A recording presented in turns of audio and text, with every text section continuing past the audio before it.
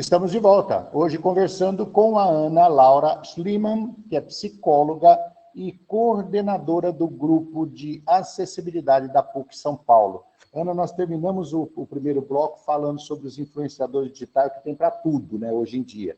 Esses influenciadores digitais falam sobre autoestima também, mas dificilmente tocam no assunto da pessoa com deficiência.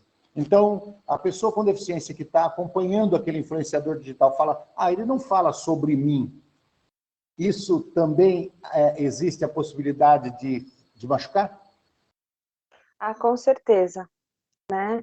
Com certeza, porque é o que você falou, não se fala disso, né? O que a gente vê, como eu recebi, né? A gente já sabia que ia falar um pouco sobre isso.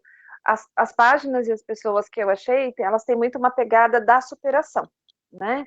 Então, você é o melhor na piscina, na Paralimpíada, você vai se inscrever para a Paralimpíada, você vai ter que superar, né?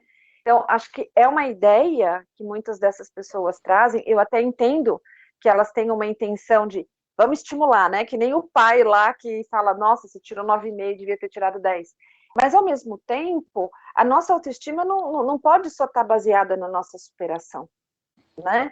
Então, isso vai causando uma condição de frustração, isso vai causando uma situação, às vezes, de depressão, e aí a autoestima da pessoa vai para o fundo do poço, né?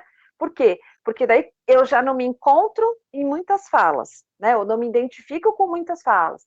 Com as falas que teoricamente poderiam ser para mim. É sempre essa coisa do supera, que às vezes a pessoa acaba ficando sem espaço nenhum, né? E aí é um processo realmente que pode desgastar muitas pessoas emocionalmente, né? Você e aí eu acha começo a que não ter lugar nenhum mesmo. Você acha que os pais devem acompanhar o que os filhos estão vendo nas mídias sociais para detectar se está tendo uma influência negativa para eles e fazer um trabalho de reversão desse processo? Então, eu não sei, depende da idade da pessoa, né? Esses pais vão ou não vão ter acesso. Eu, particularmente, prefiro a ideia de pais que sentem e conversem. Muito mais do que tá vendo que o filho está vendo, assim, o que você está fazendo aí?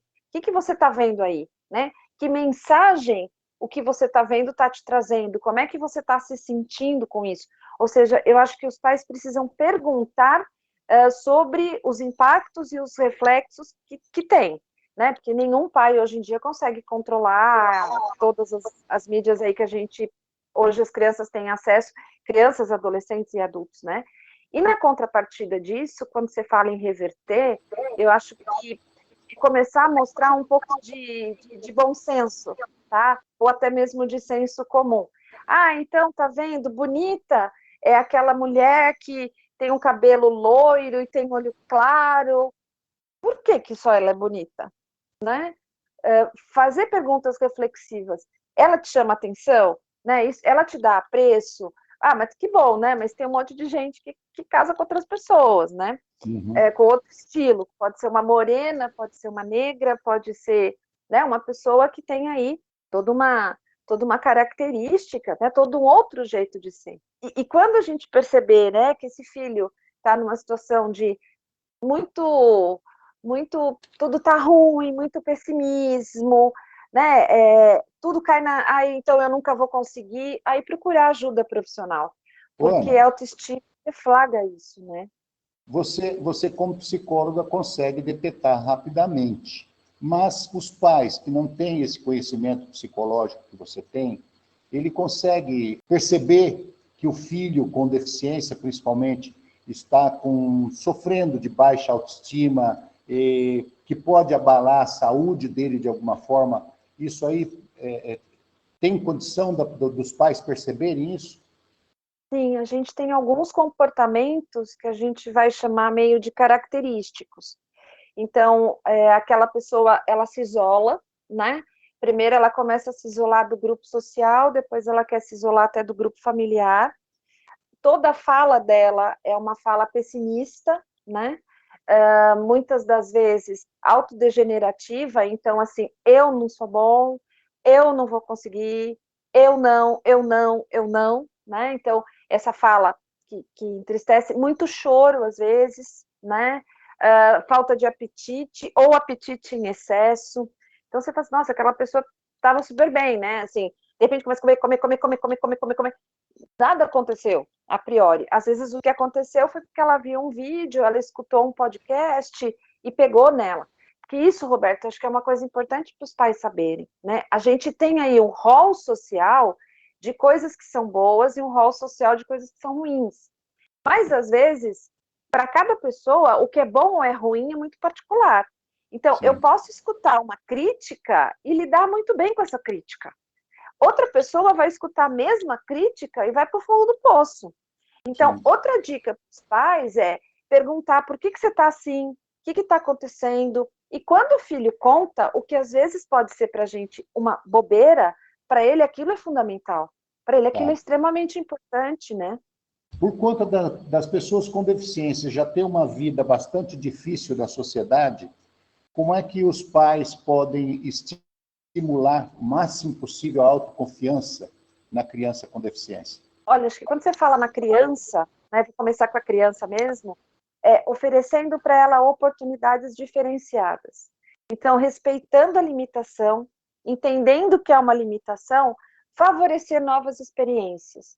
Então, uma vez há pouquíssimo tempo, eu estava conversando com uma mãe que ela falou assim, nossa, todo dia meu filho sai na cadeira comigo e a gente dá uma volta no quarteirão. E eu perguntei para ela, por que vocês não vão num parque? E ela ficou parada olhando para minha cara, né? Por quê? Quando eu ofereço parque, o que eu estou oferecendo? Uma imagem nova, uma experiência nova, uma condição nova. Eu tenho um outro assunto para discutir com essa criança. Então, isso vai dando para ela uma nova noção de mundo. Consecutivamente, ela vê que ela pode estar nesse mundo e isso melhora a autoestima. Então, experiências diversas, né? Claro, respeitando sempre o limite.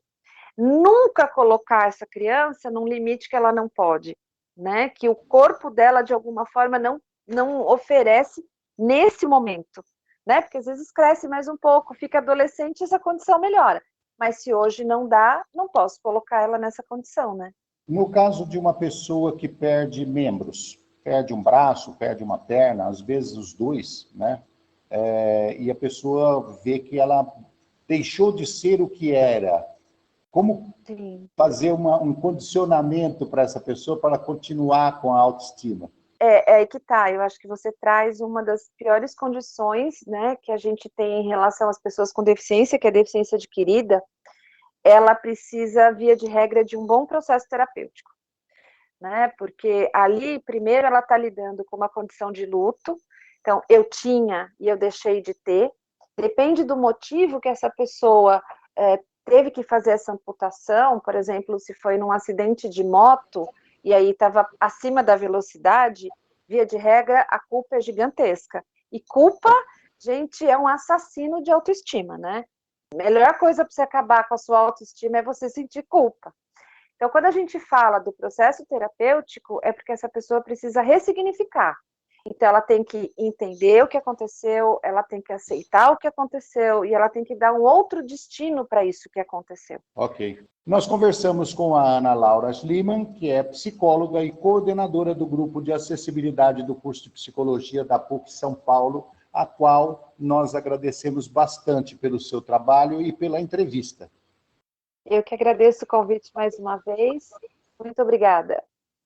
E obrigado a você de casa que nos assistiu. Nós esperamos você na próxima semana no programa inclusivo da TV Câmara de São Paulo. Um abraço, até lá.